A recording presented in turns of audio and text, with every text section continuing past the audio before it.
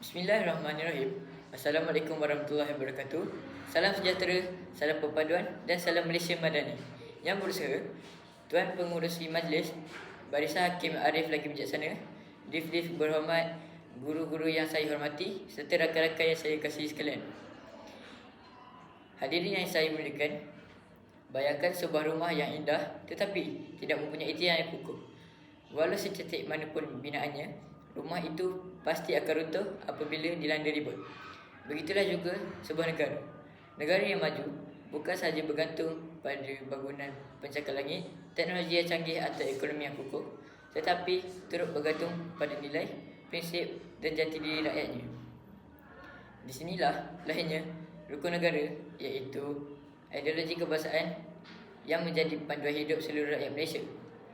Rukun negara bukan sekadar lafaz yang dibaca pada setiap perhimpunan sekolah, malah merupakan kompas yang membimbing kita ke arah perpaduan, keharmonian dan kemajuan negara. Daripada 5 rukun prinsip negara, saya ingin mengupas 3 prinsip negara yang saling melengkapi, iaitu kepercayaan kepada Tuhan, kesetiaan kepada raja dan negara serta keluhuran perlembagaan. Ketiga-tiga prinsip ini ibarat 3 tiang utama yang menyokong sebuah negara yang aman, adil dan berdaulat. Hadirin yang saya hormati, prinsip pertama ialah kepercayaan kepada Tuhan. Mengapa prinsip ini diletakkan di tempat pertama? Jawapannya mudah. Segala nilai murni bermula daripada kepercayaan kepada Tuhan. Seseorang yang berpegang teguh kepada ajaran agama akan sentiasa berusaha melakukan kebaikan, menjauhi kesejahteraan serta menghormati orang lain walaupun berbeza agama, kaum dan budaya. Malaysia ialah negara yang unik. Kita terdiri daripada pelbagai kaum dan agama. Walaupun berbeza kepercayaan, kita diajar supaya saling menghormati dan hidup dalam suasana harmoni. Inilah kekuatan sebenar negara kita. Sebagai pelajar, penghayatan terhadap prinsip ini boleh dimulakan dengan perkara yang mudah seperti menghormati guru, bercakap benar, membantu rakan tanpa menghina bangsa, menjaga adab serta menghindari perbuatan buli dan fitnah. Mungkin nampak kecil, tetapi daripada amalan kecil inilah lahir masyarakat yang berakhlak mulia. Hadirin sekalian, prinsip kedua pula ialah kesetiaan kepada raja dan negara. Kesetiaan bukan bermaksud taat membuta tuli, tetapi lahir daripada rasa cinta, hormat dan tanggungjawab terhadap tanah yang menjadi lambang kepada rakyat. Institusi yang di-Pertuan Agong dan Raja-Raja Melayu memainkan peranan penting dalam memastikan kestabilan dan keharmonian negara sentiasa terpelihara. Sebagai rakyat Malaysia, kita harus menghormati institusi tersebut serta menghargai jasa para pejuang yang telah berkorban demi kemerdekaan negara kita. Andai mereka tidak berjuang suatu ketika dahulu, mungkin kita tidak akan dapat menikmati kehidupan yang aman seperti hari ini. Namun begitu, semangat patriotisme bukan hanya ditunjukkan ketika sambutan Hari Kebangsaan. Semangat itu perlulah dizahirkan setiap hari melalui tindakan. Contohnya seperti belajar bersungguh-sungguh, menjaga nama baik sekolah, menghormati lambang negara, memelihara harta awam serta mengutamakan perpaduan merupakan bukti bahawa kita benar-benar setia kepada negara. Rakan-rakan sekalian, prinsip ketiga menjadi pelengkap kepada 2 prinsip tadi ialah keluhuran perlembagaan.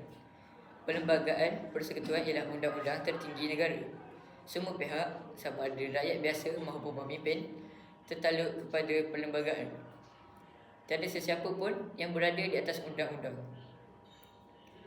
Perlembagaan bukan sekadar sebuah dokumen, tetapi asas kepada pentadbiran negara.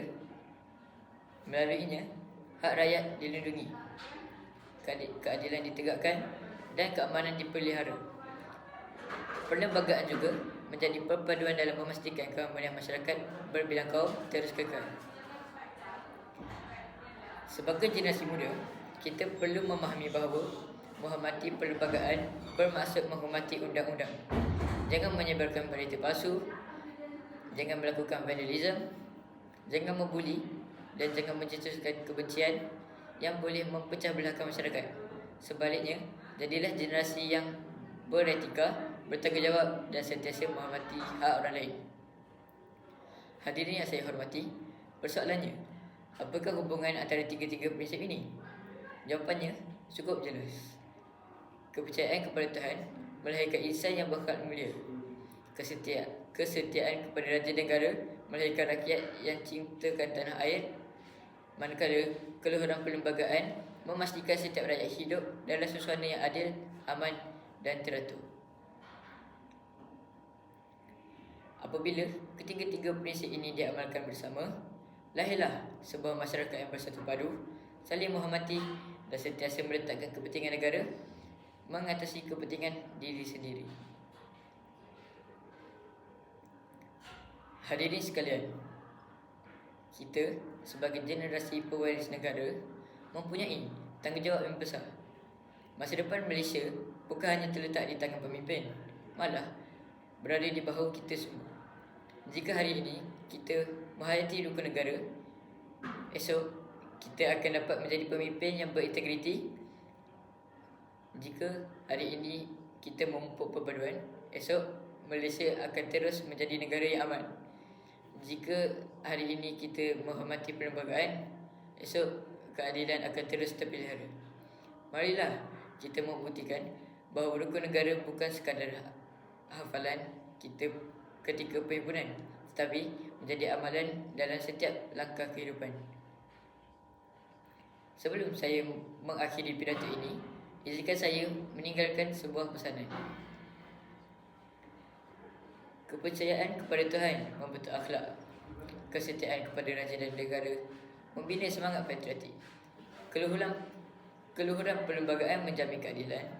Apabila ketiga-tiga prinsip ini dirayati, lahirlah sebuah Malaysia yang bersatu, berdaulat dan disegani dunia. Akhir kata, marilah kita bersama-sama menjadikan rukun negara sebagai pandu hidup demi membina sebuah negara yang lebih maju, aman, makbul untuk generasi hari ini dan akan datang. Sekian, wabillahi taufiq wa hidayah. Assalamualaikum warahmatullahi wabarakatuh. Sekian, terima kasih. Bang.